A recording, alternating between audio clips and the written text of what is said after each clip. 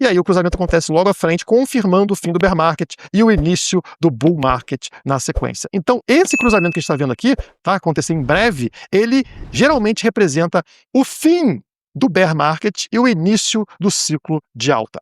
Historicamente, as quedas deveriam continuar. Por quê?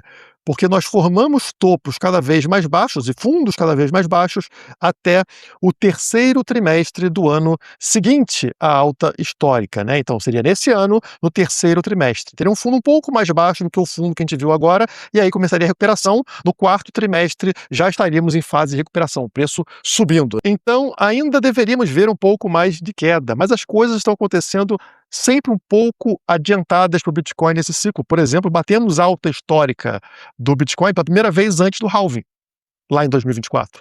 Foi a primeira vez que isso aconteceu, foi adiantado. Então, eu acredito que a gente já possa ter atingido o fundo do poço e já está nesse processo agora de recuperação. Principalmente porque várias notícias começam a surgir que são muito favoráveis à valorização do Bitcoin. Começando por essa aqui, Estados Unidos e Irã fecham um acordo de paz, mas só vai ser assinado na próxima sexta-feira. Nessa semana, depois da reunião do FED, que é quarta-feira, na sexta-feira acontece esse acordo. Vão assinar um acordo de paz entre Estados Unidos e Irã, que foi uma coisa que gerou ansiedade nos mercados e que pode ser resolvido agora, já na sexta-feira. Trump anunciou ainda a abertura do Estreito de Hormuz no mesmo dia. Navios do mundo, liguem os motores.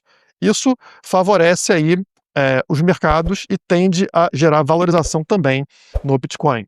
Outra notícia muito favorável ao Bitcoin é o Clarity Act, que tem aqui uma tendência de ser votado, decidido até 4 de julho. Portanto, daqui a 2 semanas e meia, deveríamos ter aqui a decisão do Clarity Act. Isso favorece também criptomoedas nos Estados Unidos e, mais uma vez, tende a gerar valorização para o BTC. Outra coisa favorável que acontece nesse ano, mais precisamente em novembro, são as eleições midterms nos Estados Unidos. Só para vocês terem noção, a média após essas eleições para o Bitcoin é de um ganho de 54% após essas eleições. E a mesma coisa acontece no mercado tradicional. O relatório encontrou aqui que 12 meses após essas eleições tem sido o melhor período historicamente para o mercado. Tá? Dos 4 anos de um presidente, o melhor momento de mercado é justamente nesse ano pós-eleições midterm. O S&P 500 tem uma média de 19% de ganho nessa janela e nunca apresentou resultado negativo após essas eleições desde 1939. Então, assim, é realmente uma janela muito favorável a mercado de risco. Bitcoin, como eu falei, tem uma média muito superior, 54%, e isso acontece porque a incerteza política ela é reduzida. Então notem quantas coisas favoráveis nós temos em sequência, né? Já temos agora fim da guerra para essa semana, para ser assinada, temos Clarity Act, temos eleições midterm nos Estados Unidos, que historicamente são muito favoráveis, e aí temos também o retorno do capital ali institucional, né? Os ETFs estão vendendo, estão parando de vender, e empresas voltaram a comprar. Por exemplo, a Strategy, né, que vendeu 32 BTCs e gerou um pânico generalizado, já tinha comprado um caminhão de dinheiro na semana passada e agora volta a comprar aqui, ó, 100 milhões de dólares em Bitcoin, 1.587 BTC. Aí ninguém fala nada, né? Vendeu 32, aí compra 1.587, novamente comprando muito Bitcoin.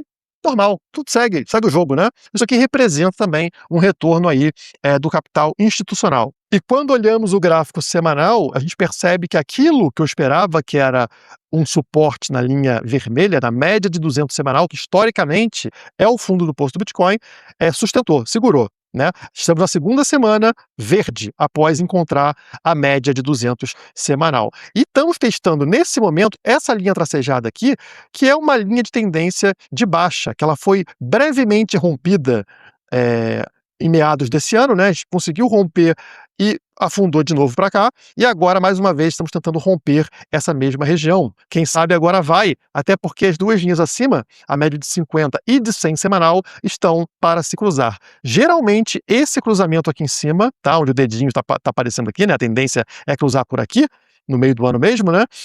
Esse cruzamento indica fundo do poço para o BTC, por exemplo. Posso voltar aqui, historicamente, tá? Notem, aqui em 2015, quando a gente tem esse cruzamento, o fundo do poço tinha acontecido um pouquinho antes, né? A linha vermelha que não tem histórico para cá, mas ela estaria cruzando nesse ponto, né? Ou seja, o preço teria feito suporte na linha vermelha, como a gente fez agora, fundo do poço, e um pouquinho à frente o cruzamento das duas linhas, e aí começa o bull market.